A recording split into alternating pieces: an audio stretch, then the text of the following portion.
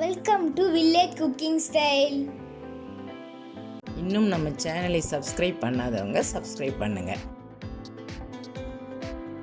இன்றைக்கி நம்ம பார்க்க போகிற ரெசிபி ஒரு ஸ்பெஷலான பச்சை பயிறு தோசை.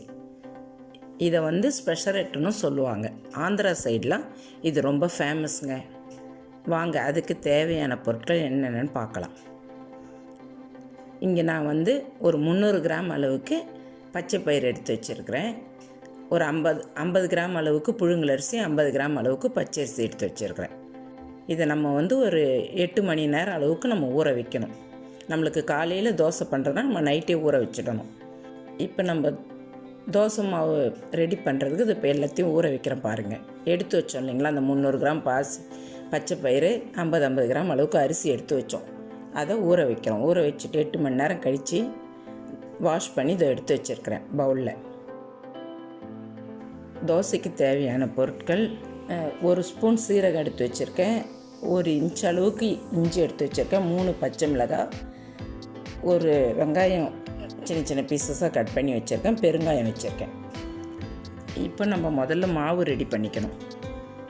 இப்போ நான் இங்கே ஒரு மிக்ஸி ஜார் எடுத்து இஞ்சி சின்ன சின்ன துண்டாக கட் பண்ணி வச்சுருந்தோம் இல்லைங்களா, அந்த இஞ்சி பச்சை மிளகாயெல்லாம் சேர்த்து விடுறேன்.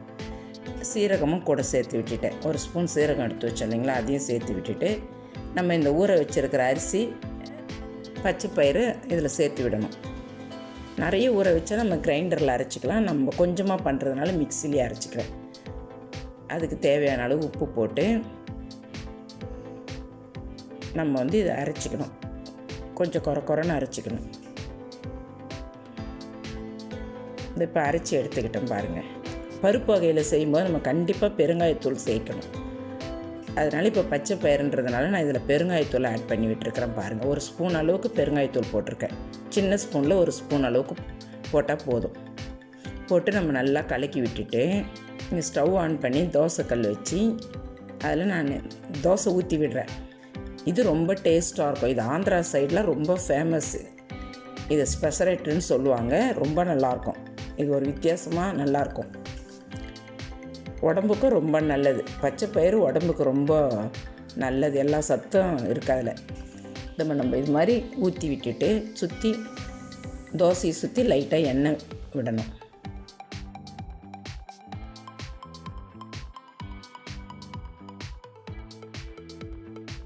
இப்போ நல்லா கொஞ்சம் ஓரளவுக்கு வெந்து வந்துடுச்சு பாருங்கள். தோசை செவந்து வருது பாருங்கள்.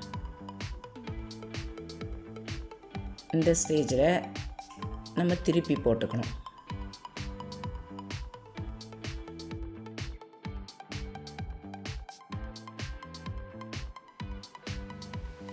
இது மாதிரி திருப்பி போட்டு அந்த பக்கமும் செவந்த பிறகு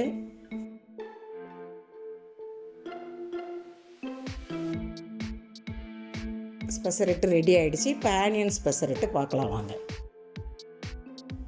நம்ம இதில் ஆனியன் சேர்த்தும் வெங்காயம் சேர்த்தும் நான் பொடியாக கட் பண்ணி வச்சுருந்தேன் இல்லைங்களா, ஒரு வெங்காயம், அது சேர்த்து இதை ஊற்றி விடுறேன். ஃபஸ்ட்டு முதல் தோசை வெறும் மாவில் ஊற்றினேன். இப்போ இதில் ஆனியன் சேர்த்து விடுறதுக்காக அடுத்து ஒரு தோசை ஊற்றியிருக்கேன்.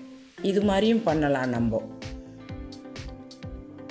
மாவுலேயும் ஆனியன் சேர்த்து நம்ம கரைச்சி ஊற்றலாம். அது நம்மளுக்கு மாவு மீதி இருந்தால் ஒரு மாதிரி வெங்காய வாசனை வரும். அதனால் நம்ம இது மாதிரி ஊற்றுறதும் பெஸ்ட்டு. இது மாதிரி நம்ம பொடியாக நறுக்கி வச்சுட்டு இது மாதிரி மேலே தூவி விட்டுக்கலாம். இது மாதிரி சாப்பிட்றதும் ஒரு சிலருக்கு பிடிக்கும்.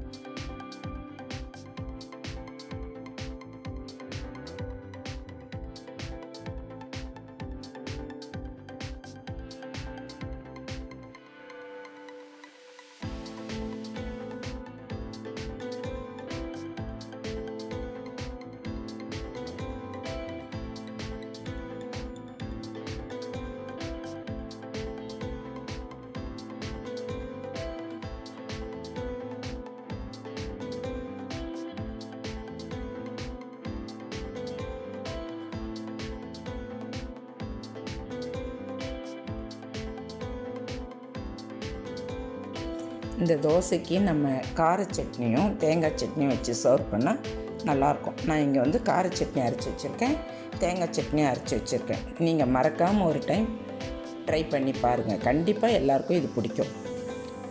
ட்ரை பண்ணி பார்த்துட்டு உங்கள் ஃபீட்பேக் என்னன்னு சொல்லுங்கள். இந்த வீடியோ உங்களுக்கு பிடிச்சிருந்தா லைக் பண்ணுங்கள், கமெண்ட் பண்ணுங்கள், மறக்காமல் உங்கள் ஃப்ரெண்ட்ஸுங்களுக்கு ஷேர் பண்ணுங்கள். இன்னும் நம்ம சேனலை சப்ஸ்கிரைப் பண்ணாதவங்க சப்ஸ்கிரைப் பண்ணுங்கள். தேங்க்யூ.